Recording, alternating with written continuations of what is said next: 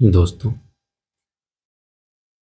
Lucent के इस इतिहास के अध्याय संख्या 18 के अंतर्गत हम विविध पढ़ेंगे जो मध्यकालीन भारत से संबंधित है। विविध के बाद जैसा कि आपको पता है कि इतिहास की यह शाखा मध्यकालीन इतिहास से संबंधित सारे प्रश्नों की कड़ियाँ यहाँ पे समाप्त हो जाएंगी। इसके बाद मुख्य रूप से आधुनिक इतिहास शुरू होगा। तो आइए हम इस विविध के मध्यकालीन इतिहास के क्वेश्चन को देखते हैं। दिया है निम्नलिखित में कौन सुमेलित है। तो इसमें जो खजुराहो है, चंदेल शासकों से संबंधित है, बाकी सभी जो है गलत है। दूसरा क्वेश्चन है बड़ा इमामबाड़ा कहाँ स्थित है। तो लखनऊ में। बड़ा इमामबाड़ा लखनऊ में स्थित है। प्रश्न संख्या तीसरा, किस राजपूत शासक ने जीच मोहम्मद शाही नामक आंकड़ों का समूह बनाया जिससे लोग खगोल संबंधी अवलोकन कर सके। सवाई जय सिंह ने। नेक्स्ट, हवा महल कहाँ स्थित है। जयपुर के अंदर। अगला प्रश्न है प्रश्न संख्या पांचवा, प्रसिद्ध चेतक घोड़ा किससे संबंधित है। राणा प्रताप से। राणा प्रताप के घोड़े का नाम क्या था। चेतक। अगले प्रश्न के अंतर्गत मिलान करना है। हल्दी घाटी कहाँ स्थित है। यह राजस्थान में है। पानीपत हरियाणा में, बक्सर बिहार में और प्लासी पश्चिम बंगाल में स्थित है। यह प्रमुख यहाँ पर युद्ध लड़े गए हैं और इन राज्यों में वह स्थान स्थित है। चलिए अगले प्रश्न की तरफ चलते हैं। हमारा नेक्स्ट क्वेश्चन है, निम्नलिखित कथनों में से कौन सा कथन 8वीं सदी के संत शंकराचार्य के बारे में सही नहीं है। उन्होंने प्रयाग को तीर्थराज नाम दिया, यह गलत है। उन्होंने भारत के विभिन्न क्षेत्रों में चार धाम स्थापित किए, सही है। शंकराचार्य ने बौद्ध धर्म और जैन धर्म के विस्तार पर रोक लगाई, यह भी सही है। और शंकराचार्य ने वेदांत का प्रसार किया, यह कथन सत्य है। उन्होंने प्रयाग को तीर्थराज नाम नहीं दिया। अगला प्रश्न है, निम्नलिखित में से किसने दिल्ली में खगोलीय वेधशाला जिसे जंतर मंतर कहते हैं बनवाया था। जय सिंह द्वितीय ने। प्रश्न 9, गोविंद महल जो हिंदू वास्तुकला का अप्रतिम उदाहरण है कहाँ स्थित है। दतिया में, मध्य प्रदेश के अंतर्गत। नेक्स्ट क्वेश्चन 10वां प्रश्न है, निम्न को कालानुक्रम व्यवस्थित करें एवं सही उत्तर नीचे दिए गए कूट की सहायता से ढूंढें। पहले है पद्मिनी, दूसरा दुर्गावती, तीसरा ताराबाई और चौथा अहिल्याबाई। यानी कि रानी पद्मिनी, दुर्गावती, ताराबाई और अहिल्याबाई, इस तरह से इन प्रमुख बहादुर महिलाओं का क्रम है इतिहास के अंतर्गत। चलिए अगले प्रश्न की तरफ चलते हैं। अगले प्रश्न के अंतर्गत इसमें सूची का मिलान करना है। प्रश्न संख्या 11 है। क्या दे रहा है ये। यह स्थान है और प्रमुख स्मारक। तो एलिफेंटा, एलिफेंटा क्या है।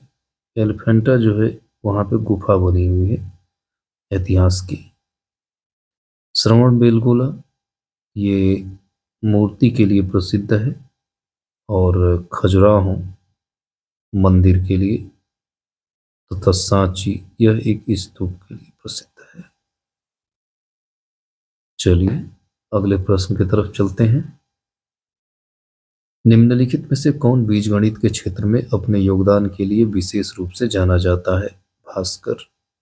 प्रश्न संख्या 13, निम्नलिखित में से कौन सबसे प्राचीन वाद्य यंत्र है। वीणा।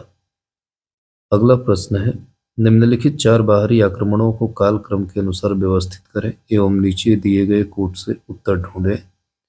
तो पहला चंगेज खान, दूसरा तैमूर लंग, तीसरा नादिर शाह और चौथा अहमद शाह अब्दाली। इस क्रम में ये शासक मौजूद थे। नेक्स्ट क्वेश्चन है, कौन से बृहत मंदिर के प्रारंभिक अभिकल्पना तथा निर्माण सूर्यवर्मन द्वितीय के राज्यकाल में हुआ था। अंकोरवाट मंदिर का निर्माण। प्रश्न 16 में सूची एक पुरातत्व या स्मारक स्थल और दो राज्यों का मिलान करना है। तो शिशुपालगढ़ कहाँ स्थित है? उड़ीसा के अंतर्गत। उसी प्रकार पिपराहवा पिपराहवा जो है उत्तर प्रदेश में है। गोलपाड़ा गोलपाड़ा असम में है।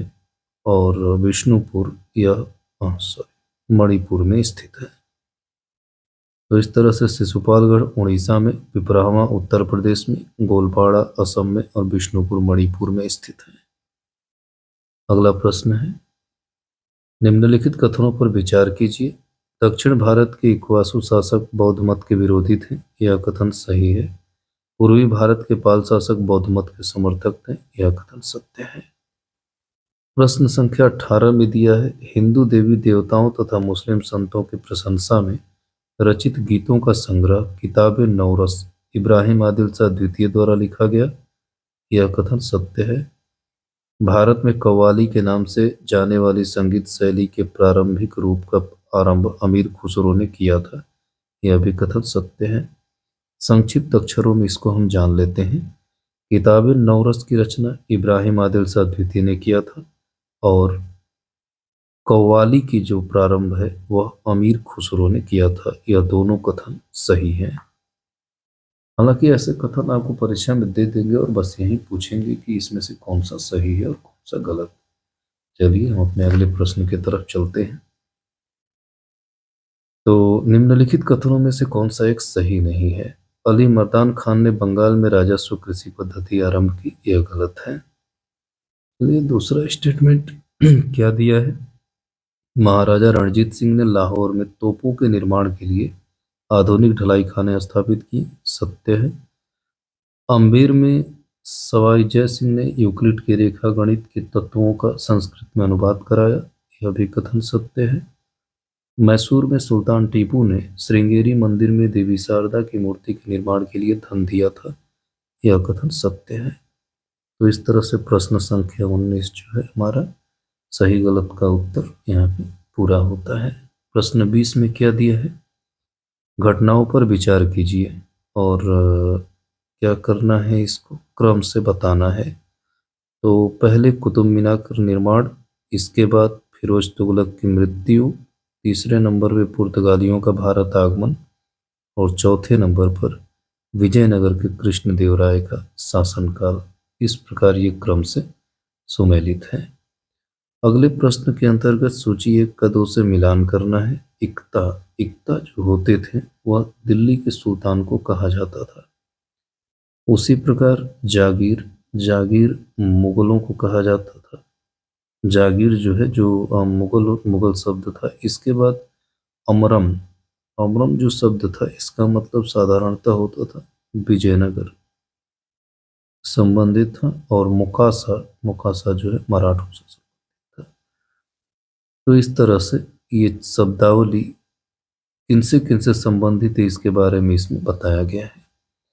चलिए आगे चलते हैं। अगले प्रश्न के अंतर्गत दिया है, निम्नलिखित पर विचार करें और काल क्रम के अनुसार इसके निर्माण को बताइए। तो सबसे पहले कुतुब मीनार का निर्माण हुआ था, इसके बाद तुगलकाबाद किला का, फिर लोधी गार्डन का और अंत में फतेहपुर सिकरी का निर्माण हुआ। तो इस तरह से क्रमावली का प्रश्न जो है आजकल बहुत पूछ रहा है और जब तक आपको फैक्ट्स याद नहीं रहेंगे तब तक ये क्रमावली भी जल्दी याद नहीं आएगी। लेकिन आप वन लाइनर के अंतर्गत भी इसको कवर कर सकते हैं।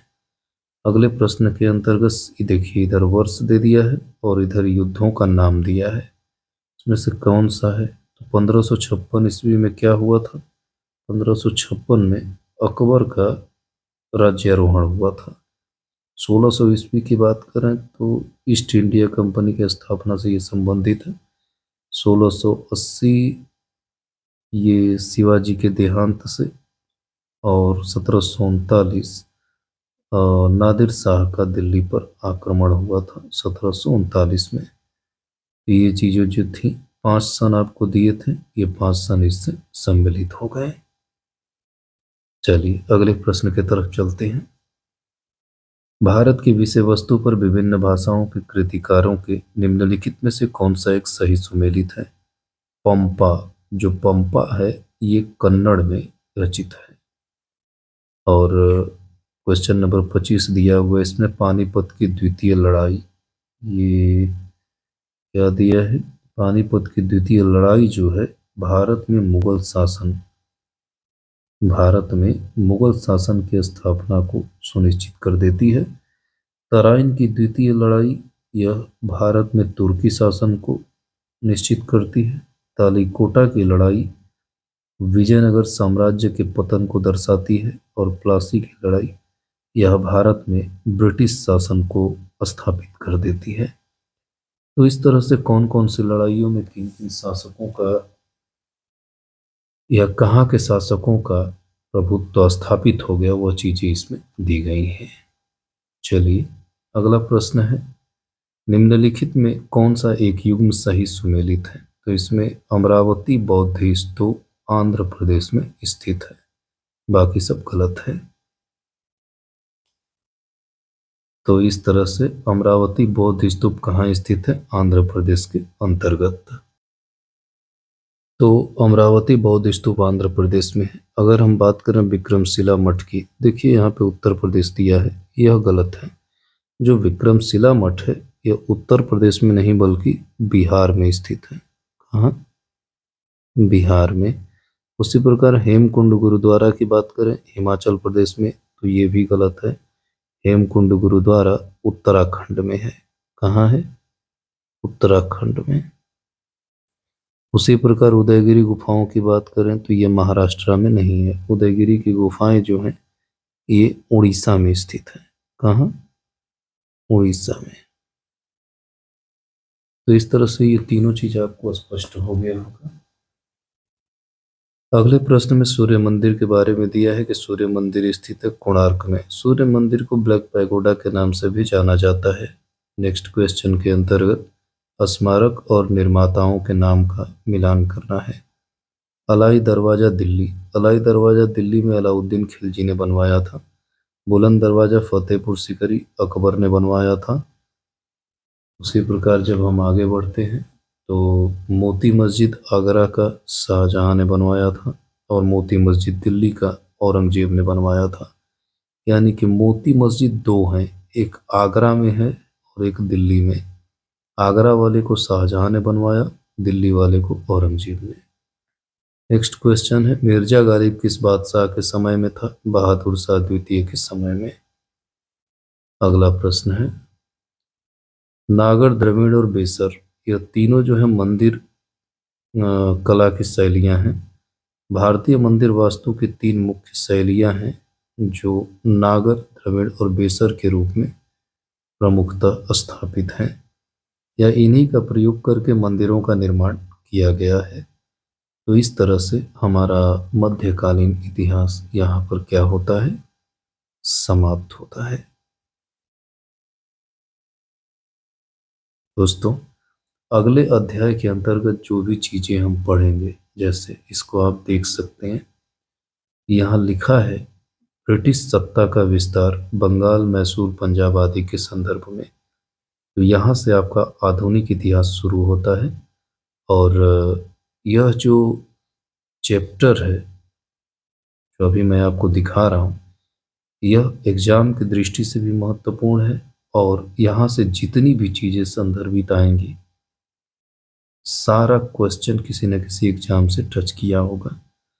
तो दोस्तों मिलते हैं अगली वीडियो में। जय हिंद।